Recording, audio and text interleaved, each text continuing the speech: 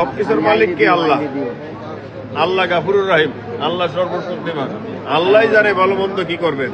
আমি বিশ্বাস করি, যেহেতু বিগত দিনে আপনাদেরকে বললাম আমি যে কাজ করছি এলাকায়, আর সামনে সংসদে যেতে পারলে তো যেসব ওয়াদা দিছি, একটা ইউনিভার্সিটি করব, একটা হসপিটাল করব, তারপরে একটা ইপিজেড করব, তাহলে জনগণ অবশ্যই ভালো মন্দ বুঝে।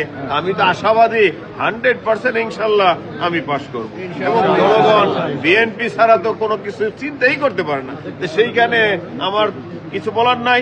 তারপর আমি মালিক আশা করি, আমার মালিক যেটা মনে করবো সেটাই সবচেয়ে রেজাল্ট। ভাই, আমাদের শেষ প্রশ্ন হচ্ছে যে এবার নির্বাচন কমিশন থেকে ভোটার প্রতি 10 টাকা খরচের একটা বিধি নিষেধাজ্ঞা দিয়েছে। আমরা সবসময় দেখি, বিশেষ করে মুন্সিগঞ্জ এক আসনে একটা টাকার ছড়াছড়ি। এই বছর সেটা কি হতে পারে, কিংবা আপনি প্রার্থী হিসাবে কতটুকু সেখানে আশ্বস্ত করতে পারেন এরকম ছড়াছড়ি হবে না বলে? আমি তো আশ্বস্ত করতে পারি যে আপনারা জেনে খুশি হবেন, 10 টাকা তো সরকার ঘোষণা করছে, আমি আরো কমায় দিতেছি।